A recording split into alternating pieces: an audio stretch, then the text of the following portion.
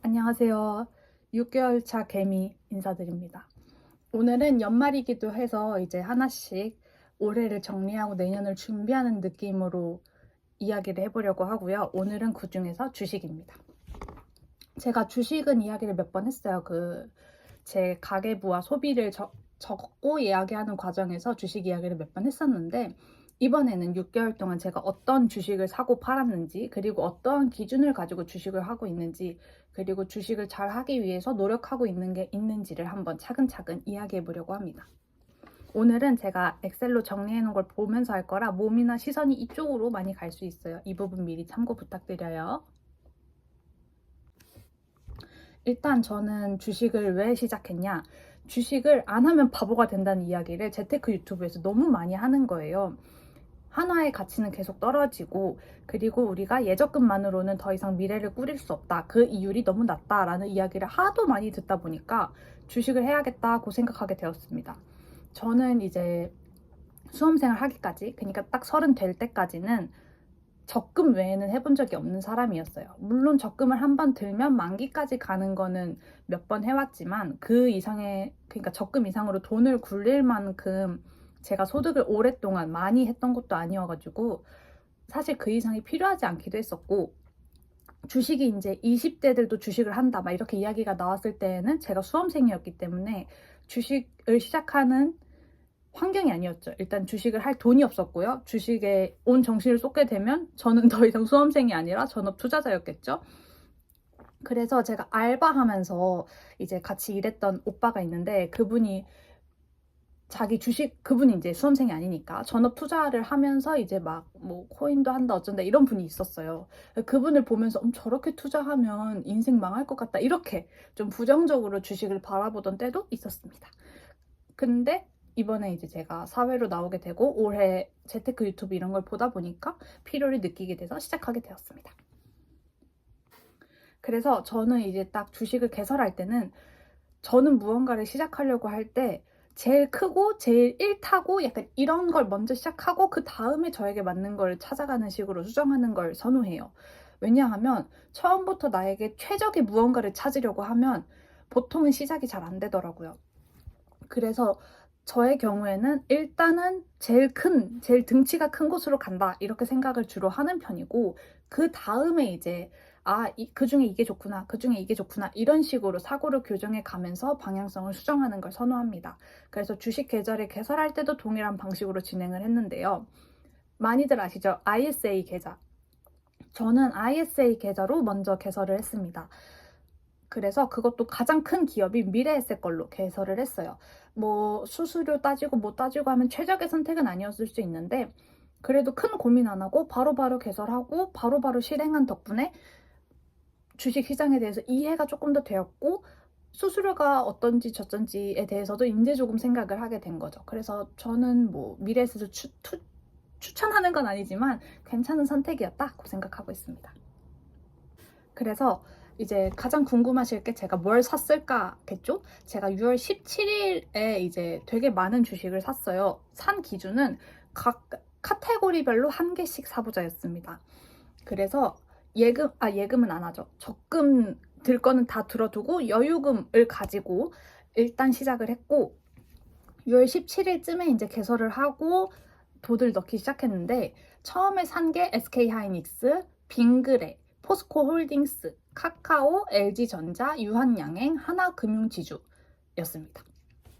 이렇게 산 이유는 SK하이닉스 반도체랑 이제 그 AI 기술 관련된 주죠. 그리고 빙그레는 제가 빙그레라는 기업 이미지가 저에게 좋아서 샀던 거고요. 포스코홀딩스는 사실 SK하이닉스랑 크게 분간을 못한 상태에서 매수했습니다. 확실히 전문 분야가 아니고 잘 안 쓰던 표현을 쓰려니까 말이 많이 헛도는 것 같은데, 포스코홀딩스도 사실 뭐 잘 알아보고 산 건 아니에요. 카카오는 하도 많이 들어봐서 샀습니다. LG전자는 제가 백색가전은 LG라고 생각하기 때문에 샀었고요. 유한양행은 바이오 제약주 중에서는 탑이라고 생각해서 샀습니다. 하나금융지주는 금융 쪽에서 탑이라고 생각해서 샀어요. 그래서 여기에 제가 매수 이유도 적어놨는데, SK하이닉스는 지난 몇 년간 상승세라는 기사와 상여금 기사를 봤음. 주요한 건 상여금 기사였습니다. 그리고 올해도 상여금 기사가 엄청 떴더라고요. SK 주식을 사는 게 아니라 SK 들어가신 분들이 위너라고 전 생각합니다. 빙그레는 기업의 이미지와 오래 갈 것이라는 역사 기반이었는데 이제 추후에 제가 왜 매도했는지도 나오게 됩니다. 포스코홀딩스는 주식 알아보면서 홀딩스 관련 하나를 사봐야겠다는 생각을 했고 포스코의 기업 가치가 절대적이라 판단. 이거는 아직 변하지 않아서 계속 갖고 있습니다. 카카오는 카카오톡은 대체될 부분도 없고 나도 잘 쓰고 있으며 일시 하락은 있어도 빠르게 망할 리는 없다는 판단. 지금 생각하면 약간 웃기죠. 어쨌든 그런 생각으로 6월달에 매수를 했었습니다. LG전자는 디스플레이를 실내에서 구매했는데 매수하고 보니 자동차 쪽으로 좀 더 생각했어야 함. 그래도 디스플레이와 가전에 대한 믿음은 여전. 이렇게 적어놨었네요. 유한양행은 바이오 하나 사서 지켜봐야지 생각했을 때 기업 역사를 잘 알고 있었고 클래식한 제품들이 고정적으로 잘 나갈 것이라 판단. 금융주 하나금융지주는 금융주 하나 사서 지켜보자 했을 때 급여 통장을 이용해서 친밀감이 있기도 했고 GPT 이용한 정보를 토대로 봤을 때 주식 학습 차원에서 좋을 것이라 판단. 이렇게 매수를 했었습니다. 각 1주씩 샀고요. 저는 어지간하면은 2주, 3주 이렇게 막 크게 키우지 않았습니다. 왜냐하면 제가 알고 있는 지식이 매우 작기 때문이고요. 그렇게 한 주에 너무 몸집을 키우게 되면 제가 거기에 매몰될 수 있을 거라고 스스로를 좀 경계했던 부분도 있습니다. 지금은 물론 약간 달라요. 그리고 7월 1일에 이제 변동 내역들을 적어 놓았고 여기에 변동 이유들도 이렇게 조금씩 적어 놓고 하는 식으로 계속 지켜봤습니다. 첫 번째로 팔았던 게 카카오입니다. 카카오는 5,680원 이익 보고 팔았네요. 여기에 써둔 팔아버린 이유가 있습니다. 매도 이유가 사람들도 나와 같은 마음으로 진입하는구나. 너무 야트막하게 생각하고 진입했다 싶어서 발빼기로 함. 잘했다고 생각합니다. 이때가 그 카카오 관련해가지고 그 오너 리스크가 좀 있었고요. 이거 팔아버린 다음에 그 카카오톡이 업그레이드 버전 전환? 약간 그거를 해가지고 무슨 인스타를 따라해서 난리가 난 그 딱 직전에 팔았습니다. 그래서 굉장히 잘했다고 생각하고요. 이때도 사실 제가 봤던 최고점은 아닌 상황에서 팔았던 건데 그래도 약간 제가 느끼기에는 잘 모르고 들어간 거에 비해 어깨에서 판 느낌이어서 만족하고 매도했습니다. 두고두고 봐도 잘 매도한 것 같아요. 그리고 이제 카카오를 매도한 돈에다가 이제 뭐 이것저것 해가지고 두산 에너빌리티를 사게 됩니다. 이거는 이제 주식 가지고 이렇게 수다 떨듯이 떠드는 그런 유튜브 채널들을 이제 라디오처럼 틀어놓는데 두산 에너빌리티에서 흑자를 보신 분들이 있는 거예요. 그래서 약간 기준 없이 팔랑거리는 귀를 가지고 덤보처럼 날아서 매수를 했었습니다. 이거는 매수 이유가 딱 그거밖에 없었어요. 그런 거 치고 굉장히 잘 팔긴 했습니다만 그래도 좀 조심했어야 된다라고 생각하고 있긴 해요. 그래서 카카오 매도한 돈으로 사기. 그래서 저는 이런 식으로 처음에 돈을 한번 싹 넣어놓고 그 돈을 가지고 팔고 나서 사고 이런 식으로 해서 함부로 몸집을 키우지 않았습니다. 이거는 제가 주식 초보자이기 때문이기도 하고 너무 한 번에 큰 돈이 들어가게 되면 제가 주식에 매몰될 수 있겠다고 생각했기 때문이기도 해요. 중간에 다른 것도 사기도 합니다. 제가 여유금이 생기면은 주식에 다 넣던 때가 있었어요. 7월, 8월은 거의 그런 식으로 했었는데 조심했어야 된다고 생각하기도 하지만 한편으로는 뭐 잘했다 싶기도 합니다. 근데 저는 이걸 ISA 계좌로 했잖아요. 그렇기 때문에 한 번 넣은 돈은 앞으로 당분간 뺄 일이 없단 말이죠. 그래서 여기에다가 여유금을 다 넣어버리면 생활이 좀 궁핍해진다는 걸 배우기도 했습니다. 지금은 여기에 안 넣어도 궁핍하긴 한데 이때는 그랬어요. 그리고 두산 에너빌리티 맞죠? 두산 에너빌리티는 제가 8월 달에 팔았네요. 수익률 9% 보고 익절이라고 써 있습니다. 제가 그리고 이때쯤에 그 7월 말 8월쯤에 굉장히 그 은행 ETF가 핫했어요. 고배당이라고 해가지고 그래서 그때 고배당 ETF도 한번 들어가 봤었는데 고배당을 해보자 싶어서 연도별로 달별로 상승세인 부분 고려해서 3주 매수 했는데 매수할 때 정치 타는 주식인 줄 몰랐음. 이렇게 써 있습니다. 두산 에너빌리티 매도한 거는 비슷하게 적혀 있긴 한데 매수할 때 정치 타는 주식인 줄 모름. 유튜브에서 수익 크게 본 거 보고 혹해서 산 거라 이 정도면 만족스러워서 끝내고 현금 확보하기로 함. 여기서 현금 확보의 이유가 딱히 없었다는 게 살짝 아쉽긴 하지만 두산 에너빌리티도 꽤 잘 익절했다고 생각하고 있습니다. 뭐 이거는 다 사후적인 이야기긴 하니까요. 제가 매수하고 매도한 이유가 명확하지 않았던 거에 비해서 굉장히 다 익절하고 나올 수 있었던 거는 장이 좋았기 때문이라고 생각합니다. 운이 좋았다라고 할 수 있을 것 같아요.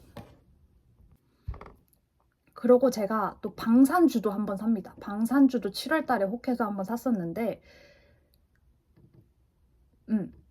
방산은 사려고 넣었다가 앱 사용 미숙으로 돈만 들어가고 사지 못한 날도 있고 그러고 이제 며칠 뒤에 다시 사고 이러기도 했습니다. 그러니까 정말로 초짜였다는 거죠.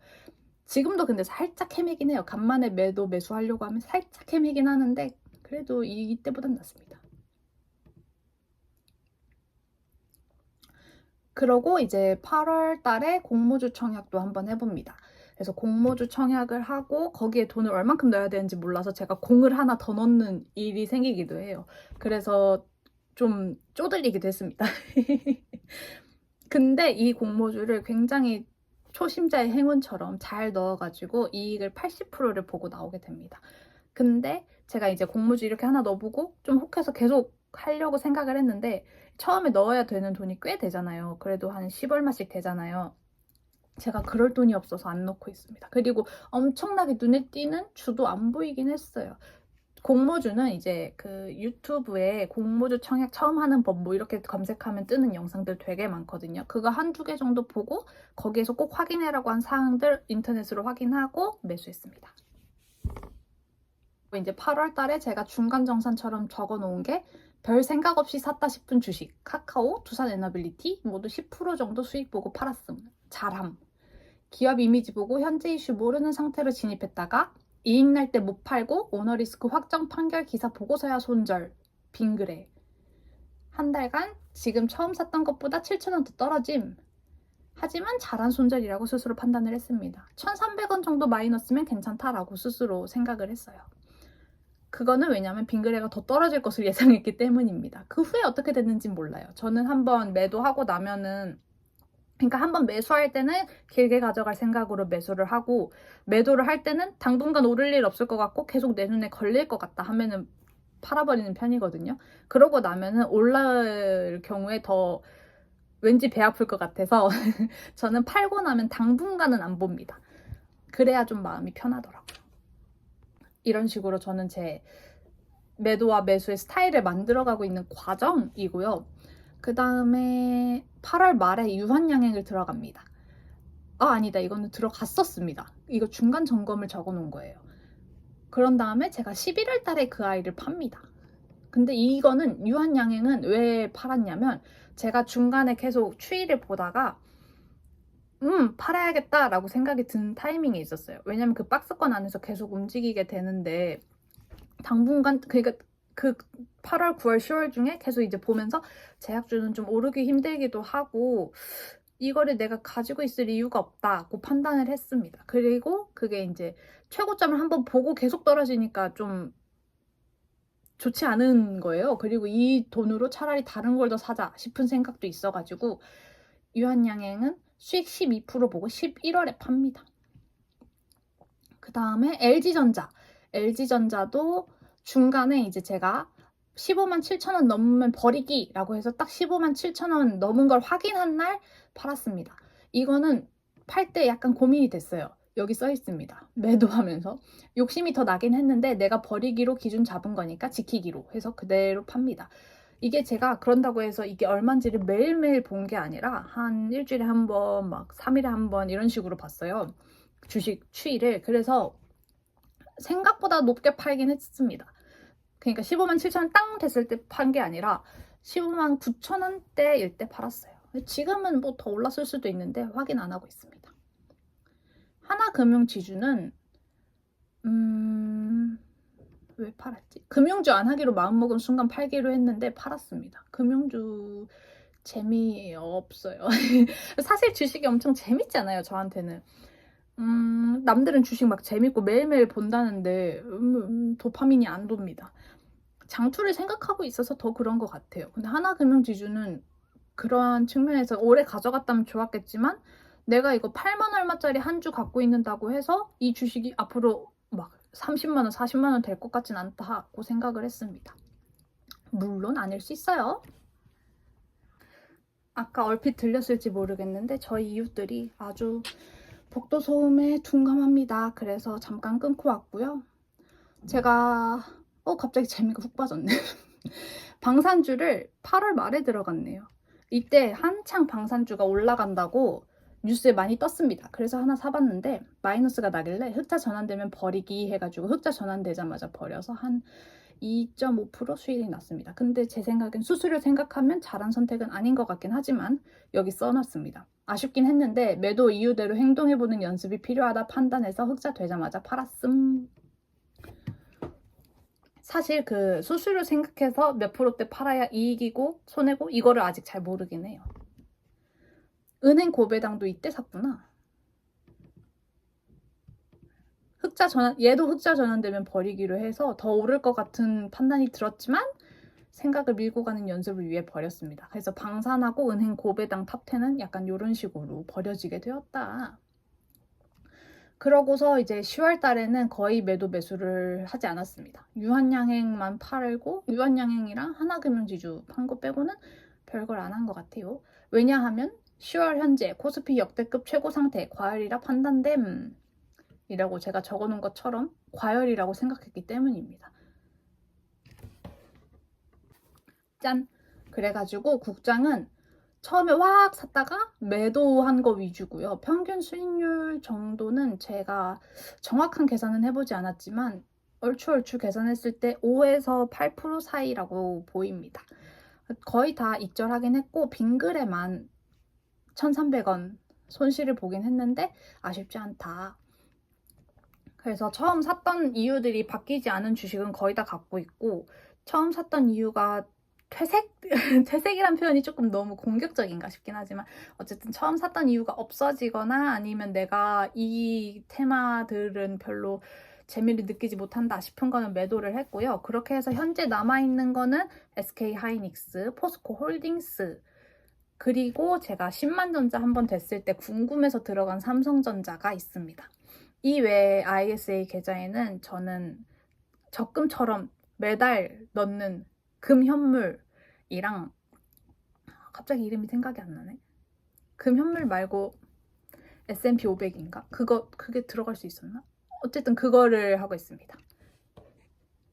S&P 500이 맞았어요. 그래서 S&P 500에 적금처럼 돈을 넣고 금현물 ETF 맞죠?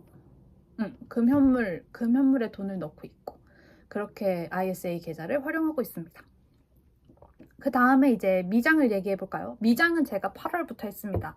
미장은 ISA 계좌로 하지 않고 못한다고 알고 있어서 하지 않고 그 메리츠에 슈퍼 365라는 게 있어요. 그거 괜찮아 보여가지고 그걸로 들어갔습니다. 환전이 굉장히 쉽습니다.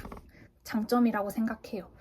그래서 처음에는 이제 안정적인 배당이 되면서 망할 리 없는 기업이라고 생각되는 코카콜라를 매수했습니다. 코카콜라랑 슈드를 샀어요. 그 다음에 돈이 모이고 테슬라를 사게 됩니다. 테슬라가 근데 제가 사고서 한참 떨어졌어요. 근데 저는 테슬라에 대한 이미지가 별로 좋지 않거든요. 근데 테슬라는 국장이라고 생각해요, 개인적으로. 근데 테슬라는 왜 샀냐면 다들 갖고 있길래 궁금해서 사봤습니다. 그게 제일 커요. 그리고 그 다음에 매수했던 게 엔비디아예요. 엔비디아도 저는 엄청나게 오를 거라고 생각하지 않고 있는데 저희 엄마가 엄청 좋아하시는 주식이더라고요. 적어도 손해는 안 나겠다 싶기도 했고 추이를 지켜보는데 좋겠다 싶어서 약간 학습 목적으로 엔비디아도 조금 갖고 있습니다.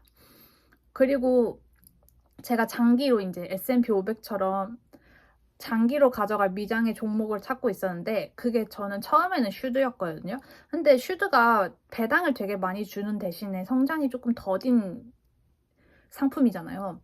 근데 제가 느끼기에는 배당 내가 매달 이렇게 콩만하게 넣는 걸로 과연 배당을 받을 만큼 클 수 있을까? 라고 생각했을 때 약간 의문이 있었고, 그런다고 해서 성장률이 좋은 것도 아니고, 그래서 굉장히 지금 나에겐 불필요한 것 같다는 생각이 들더라고요. 그러니까 40대 돼서부터 모아도 충분할 것 같다는 느낌을 살짝 받았습니다.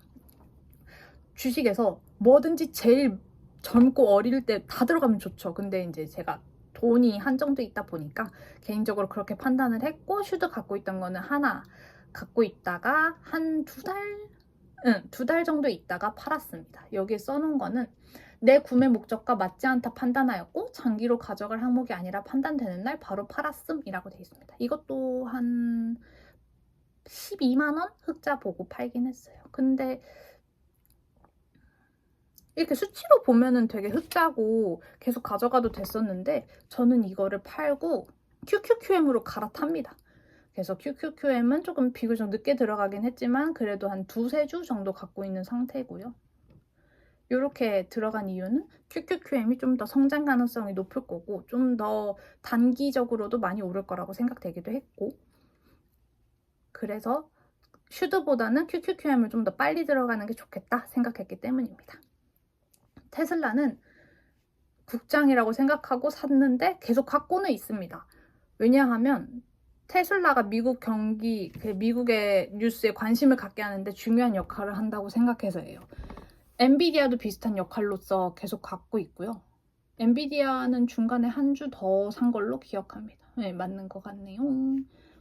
코카콜라는 중간에 11월 달에 흑자가 났어요. 그래서 적자가 났어요. 그래서 적자 됐을 때 팔자 생각했는데 저는 그래도 이왕이면 숫자가 플러스 된 상태에서 팔고 싶어서, 코카콜라가 뭐 내일 모레 망할 회사도 아니고 그렇게 생각을 했는데 절대 안 되는 거예요. 그래서 흑자만 되면 팔자고 기준을 잡고 한 3주 있었는데 안 돼가지고 그래 너는 그냥 내 반려주식이 되어라 했는데 지금은 플러스가 됐습니다.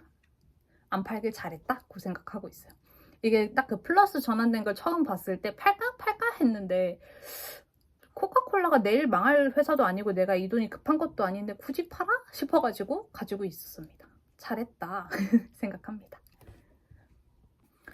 그래서 미장과 국장을 다 이야기해 보았고요. 그 중에 제일 최근에 산 거는 삼성입니다. 삼성전자는 11월에 초에 샀네요. 그러면서 사면서 최근 10만 전자 관련 기사와 주변 사례를 보며 삼성전자가 주식시장 관심 갖게 하는데 중요한 포인트를 느껴서 여유금으로 사보험이라고 되어 있습니다. 이 역할은 톡톡히 하고 있는 것 같은데 요즘 뉴스가 너무 속 터지는 게 많아서 잘 집중해서 보지 않고 또 흐린 눈 하면서 회피하고 있습니다. 이러면 안 되긴 하는데. 그래서 이제 이렇게 제가 주식을 어떻게 하고 있는지를 한번 정리해봤고요. 6개월 동안의 변천사를 이야기해보았습니다. 정확한 수익률을 얘기하면 조금 더 재밌을까 싶긴 한데 궁금하실까 싶기도 하고요. 왜냐면 제가 매수 시기를 얼추 다 말씀드렸으니까 대충 계산하면 다 나오거든요. 몇 프로인지. 지금 저에게 효자 종목은 SK하이닉스인데 SK하이닉스를 팔까 지켜볼까를 계속 고민하고 있습니다. 일단은 지켜보자 쪽이 중립이라고 판단해서 지켜보고 있고요. 추가 매수는 처음 샀던 가격 생각하면 지금 살 수 없는 가격이 돼서 추가 매수는 하지 못하고 있습니다. 포스코홀딩스는 그냥 무난하게 우상향 해주고 있다고 판단하고 제가 느끼기에는 당분간도 우상향 해줄 거라고 믿고 있어서 지켜보고 있어요. 그래서 이렇게 지켜보기로 결정한 거는 제가 ISA 계좌에서 투자를 하고 있잖아요. 그래서 그 기간을 꽉 채워서 보겠다라는 의미를 담고 있습니다. 삼성은 12만 원 되면 팔 생각인데 12만 원이 과연 될 수 있을까는 의문인 상태이긴 합니다. 근데 떨어져도 그냥 학습 차원에서 치킨 몇 마리 사 먹었다라고 생각하려고 마음먹고 애초에 들어갔던 거라서 걔는 떨어져도 그렇게 저에게 큰 충격을 주진 않을 것 같아요. 상장 폐지가 되진 않겠죠. 그래서 저는 이제 어떻게 할 것이냐 하면 저는 ISA 계좌에는 S&P 500이랑 금연물 계속 적금처럼 넣고 있다고 했잖아요. 그거 외에는 당분간 추가 매수 계획이 없습니다. 제가 지금 아주 짧은 기간 6개월이지만 해본 바로는 이런 조정장과 비슷한 느낌의 좀 흐름이 좋지 않은 때에는 사리고 있는 게 짱짱이라고 판단을 했고요. 제 성향에도 그게 좋다고 느끼기도 했고 당장 돈이 없기도 하고요. 그래서 당분간 ISA 계좌는 약간 지지부진한 느낌으로 그냥 평평하게 계속 갈 생각입니다.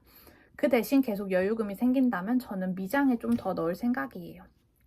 원화 가치가 너무 떨어졌다고들 많이 하시고, 그래서 좀 달러를 많이 보유하고 있는 게 좋지 않을까 생각하고 있습니다. 그런 맥락에서 달러 예금도 알아보고 있는데, 사실 달러 예금은 뭐가 뭔 말인지를 아직 정확히 알지 못한 상태예요. 그리고 달러 예금이 낫나 아니면 미국 주식에 많이 넣어놓는 게 좋나도 조금 헷갈립니다. 그냥 환전만 해놓고 예수금으로 넣어놓을까 싶기도 하고요. 근데 그게 좋은 건가 싶기도 하고 계속 이렇게 헷갈리고 아직 어려운 상태예요. 그래서 주식 이야기는 이렇게 하면 다 해드린 것 같고, 요거 외에는 제가 적금 말고 돈 굴리는 거는 연저펀밖에 없잖아요. 근데 연저펀은 제가 뭐 하고 있는지 저번 영상들에서 다 말씀드렸기 때문에 추가 설명은 안 해도 될 것 같다 판단합니다. 그래서 저의 6개월 동안의 주식 연대기를 들으시고 이제 여러분들이 어떻게 하는 게 좋은지 조언해 주시면 너무너무 좋을 것 같고요. 어떻게 하는 것이 잘했고 어떻게 하는 것이 더 나을 것 같다 이런 식으로 조언해 주시면 그것도 참고해서 제가 열심히 투자해 보도록 하겠습니다. 그럼 다들 성투하세요.